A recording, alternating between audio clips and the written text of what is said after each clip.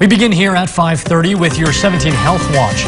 As cases of COVID, the flu, and RSV surge across the nation, Kern County hospitals are bracing for what they call a tripledemic, a threat of serious respiratory illnesses. 17's Michaela Armstrong has more on what local officials are saying as cases are beginning to increase. Michaela? Cases of each virus, a part of the tripledemic, are rising, but health officials are worried about the early surge of RSV. Cases that the CDC reported nearly 5,000 tests came back positive last week for the virus. I spoke to medical professionals in Kern County who say the recent increase of the cases is only at the beginning of what's to come this winter. RSV, one of the 3 viruses overwhelming hospitals across the nation, is hitting pediatric hospitals in Kern County. Children typically contract the virus by age 3, but they were shielded from it and other viruses during the pandemic lockdown. Now, according to Anila Chada of Dignity Health, cases are surging. This is different in the sense that usually in most people or healthy children, it causes symptoms like common cold and fever. Not really a bad cough, and usually resolves in 1 week.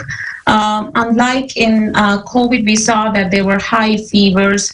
In flu also, we can see very high fevers. Kern County Public Health epidemiologist Kimberly Hernandez says the pandemic could change how quickly cases are identified. We are much more attuned to our respiratory symptoms. We're much more likely to go to the doctor to get checked out, to get diagnosed than we were 5 years ago. And so part of that helps us to identify exactly what's going on instead of just saying, oh, I've got a cold, everybody's getting this cold. We're actually able to put names to these things. Both doctors share it is important to protect yourself and your children as cases increase. To do so, Dr. Chada suggests to watch for symptoms that are showing as if their condition is worsening, like the cough is not resolving, fever is not going away, the child is not eating as well, activity level is low.